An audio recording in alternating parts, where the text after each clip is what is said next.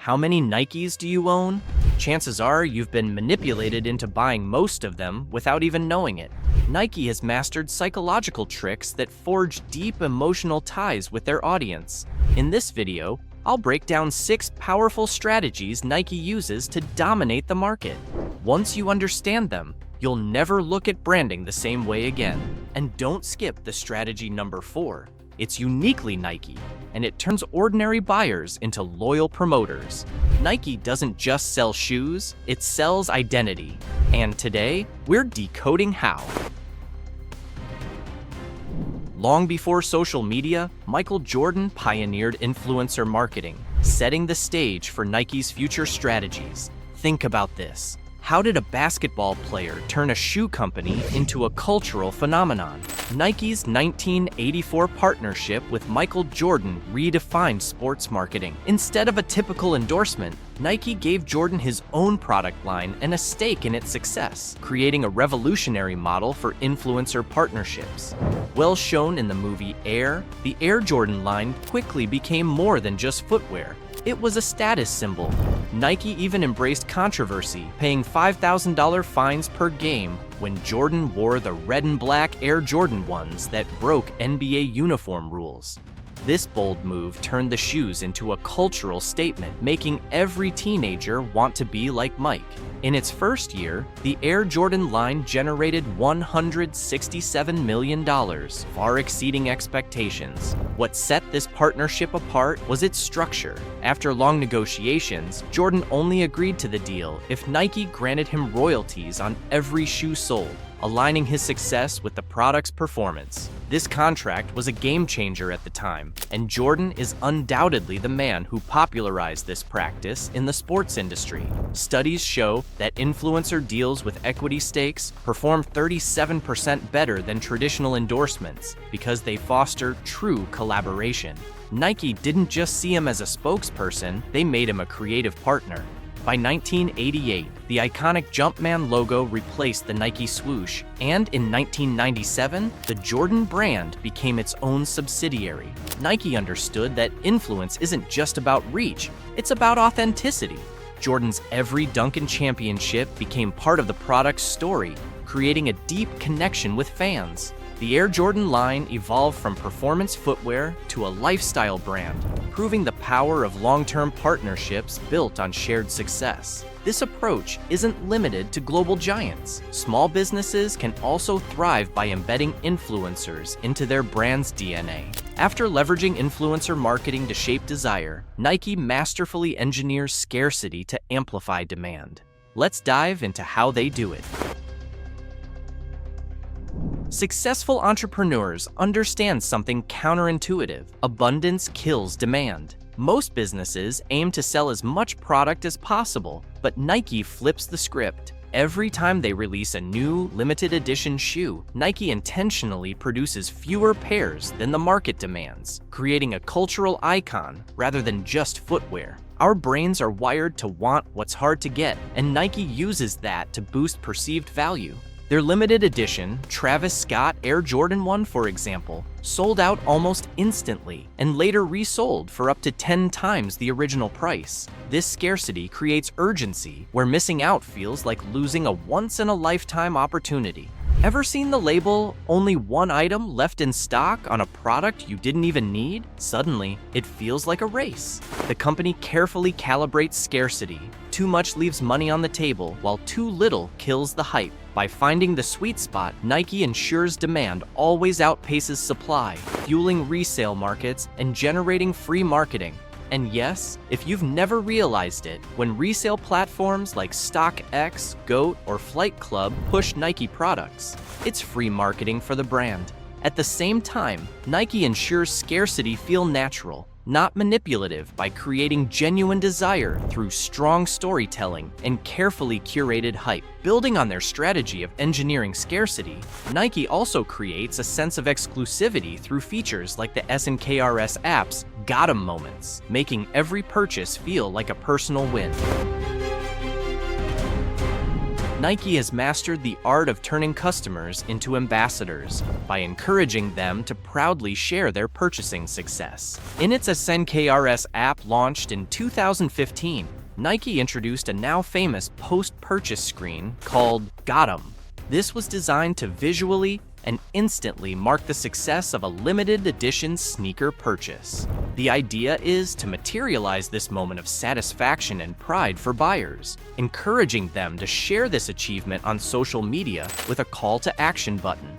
A simple screen poster then becomes a form of free viral advertising. The distinctive design of the Got 'em screen also makes it a recognizable and sought-after visual landmark. Users develop a kind of anticipation and excitement at the thought of seeing this visual on every purchase attempt, making the experience all the more memorable and addictive. In other words, it's not just a confirmation of purchase, it's a central element of the customer journey, increasing loyalty and engagement with the app and the brand. It's a brilliant marketing technique that has strengthened customers' sense of belonging and pride, encouraging them to promote Nike in the process. This concept has also become a cultural symbol way beyond the sneaker realm. In 2019, during the Popeyes chicken sandwich craze, people adapted the Got 'em meme to celebrate securing their orders. A similar meme was also used to illustrate results of the 2020 presidential election in the United States, won by Joe Biden. To complement this celebratory badge, Nike later introduced an exclusive access system in its app. Nike once explained how exclusive access works, but it's still a mystery. Getting picked feels like finding a secret door. You don't know why it opened, but suddenly, you're in. Consumers feel privileged, their perceived value is increased, and they are ready to make an urgent purchase to get their pair before anyone else. Finally, the app incorporates gamification, such as SNKRS Cam, where you have to use your phone's camera to unlock a product, or hidden images inside the app, where you have to scratch the screen to reveal a bonus. Small businesses can replicate this tactic by finding their own badge of success and framing access as earned. You don't need Nike's budget to create shareable moments. A fitness coach could send a custom "You unlocked it" screen when a client hits a big milestone, perfect for stories. A pastry chef might design a signature dessert with bold colors or toppings so unique it becomes instantly Instagrammable.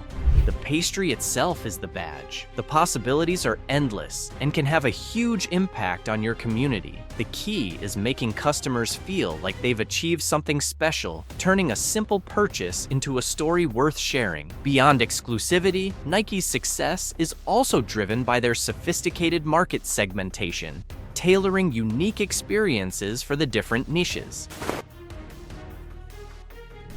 Ask yourself this question: how does one brand successfully appeal to marathon runners, basketball players, and streetwear enthusiasts all at once? Nike accomplishes this through precision segmentation, speaking to each group in their own language rather than using generic messaging. The brand operates distinct Instagram channels tailored to specific audiences, such as at Nike Basketball for basketball players and at Nike Running for runners. Each account features unique visuals, captions, and partnerships. For example, basketball content highlights high-flying dunks, while running posts focus on endurance and personal records. Nike doesn't just post different photos. They craft entirely separate strategies for each audience, tuning in to each customer segment like a distinct frequency. Marketing data shows segmented campaigns achieve 30% higher engagement than generic ones, and Nike exemplifies this. Their Nike Adventure sub-brand targets outdoor enthusiasts with rugged trail running shoes, while the sportswear line appeals to fashion-conscious consumers. Even within categories, segmentation continues. Running shoes are designed for sprinters, distance runners, and casual joggers. This specificity ensures every customer feels the product was made just for them. Nike's website reflects this too, offering tailored homepage experiences for athletes versus style seekers. Small businesses can once again learn from this. A boutique could create tailored collections for gym goers and yoga enthusiasts, just as Nike speaks directly to its niches. This strategy builds stronger connections than any generic campaign. When a Division I basketball player sees Nike Basketball's elite athlete content, they feel understood. Nike's segmentation proves that resonating deeply with specific audiences is far more powerful than trying to appeal to everyone. And collaborations take this even further. Let's explore how. Think about this. What does a sports brand gain by partnering with a tech company like Apple? Nike's collaborations are strategic bridges to new audiences. The 2006 Nike Plus iPod Sport Kit connected Nike's shoes to Apple's ecosystem, turning running into a data-driven experience. This integration made Nike the default fitness brand for iPhone users. The partnership evolved into the Nike Plus ecosystem, ensuring that the swoosh remains visible during workouts and turning partners into distribution channels. Nike treats partnerships as cultural exchanges. When Kanye West left for Adidas, the resulting The 10 collection reinterpreted classic silhouettes with deconstructed designs, instantly appealing to high-fashion consumers.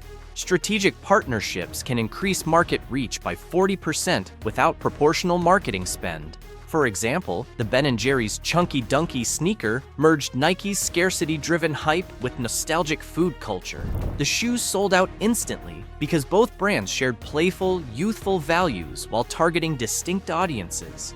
The Supreme Nike collaboration shows how partnerships create lasting impact. Since 2002, their limited drops have blended Supreme's downtown freshness with Nike's performance heritage, producing collector's items like the 2012 SB Dunk Low. Supreme attracts fashion-forward skaters, while Nike provides technical expertise. Each brand amplifies the other's strengths. From high-profile collaborations with cultural icons to forging deep emotional connections, Nike's marketing isn't just about selling products. It's about inspiring a lifestyle. Nike understands that people don't buy what you do. They buy why you do it. The brand proves this with every campaign. Their iconic "Just Do It" slogan isn't about shoes or apparel. It's about the transformation that happens when you push your limits. Nike leads with identity and the promise of who you could become, not just product specs and features. Consider Nike's Play for the World campaign during the pandemic lockdowns. When sports stopped and gyms closed, they created ads showing athletes training in empty stadiums and running on deserted streets. The message shifted from winning to perseverance, from competition to personal growth.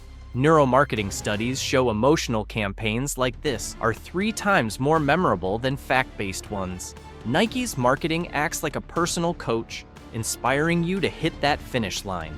They didn't sell shoes, they sold resilience. It's about empowering every customer to reach their potential. Nike understands their customers' deeper psychological drivers. Their ads rarely focus on shoe technology. They show athletes overcoming obstacles, breaking records, or defying expectations. When a runner sees a Nike ad, they don't think about foam cushioning. They imagine themselves crossing the finish line. Research shows 56% of Nike customers say celebrity endorsements influence their purchases. But Nike presents those athletes as relatable people on journeys, not untouchable idols. This emotional connection is built at scale through segmentation we mentioned earlier. Hashtags like "You Can't Stop Us" turn individual workouts into shared experiences, transforming customers into community members. Nike's campaigns emerge from careful study of cultural moments and customer aspirations. Now you see Nike's real strategy.